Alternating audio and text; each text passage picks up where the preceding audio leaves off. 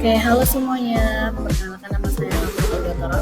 Di sini saya akan menjelaskan tentang pengertian, fungsi, dan kegunaan surat dinas.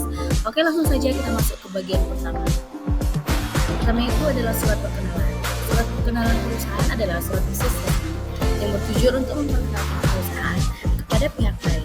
Biasanya berisi informasi dasar seperti nama, alamat, visi misi, secara singkat, serta produk atau jasa yang ditawarkan. Fungsinya itu memperkenalkan identitas perusahaan, termasuk sejarah, visi, dan nilai-nilai yang ada dalam perusahaan tersebut. Kedua itu menjalin hubungan bisnis baru dengan calon mitra, klien, atau pemasok melalui promosi, produk, atau jasa, dan nilai tambahan perusahaan. Kegunaan surat ini berguna untuk membuka peluang kerja sama seperti vendor, kemitraan strategis, atau penjualan produk.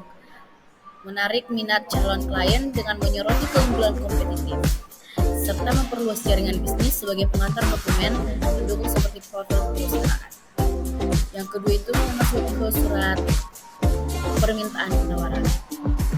Surat permintaan penawaran adalah surat resmi yang dibuat pembeli untuk meminta detail harga, spesifikasi, dan syarat dari penjualan terkait barang dan jasa yang ditawarkan. Fungsinya itu meminta info lengkap seperti harga, spek, diskon atau pengiriman untuk perbandingan permintaan. Kegunaannya yaitu membantu pengambilan keputusan pembelian, mempercepat negosiasi, dan membuka peluang kerja sama bisnis. Selanjutnya itu ada surat penawaran. Surat penawaran adalah surat resmi dari penjual ke calon pembeli yang berisi detail barang atau jasa, harga, dan cara untuk menarik minat pembeli. Fungsinya itu memperkenalkan produk atau jasa ke calon pembeli atau mitra bisnis, meningkatkan penjualan, dan memperluas jaringan pemasaran. Kegunaannya yaitu memberikan info lengkap seperti harga, spesifikasi, diskon untuk negosiasi cepat, membangun hubungan bisnis jangka panjang dengan calon klien. Selanjutnya itu ada surat pesanan.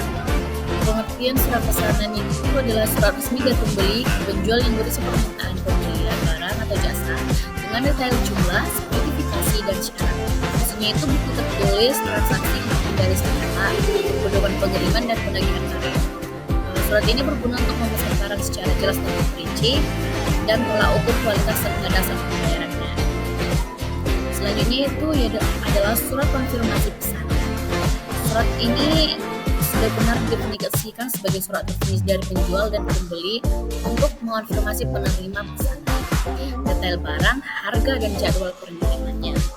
Fungsinya yaitu memastikan detail pesanan, seperti jumlah, spesifikasi, dan harga. Bukti tertulis bahwa pesanan diterima akan diproses.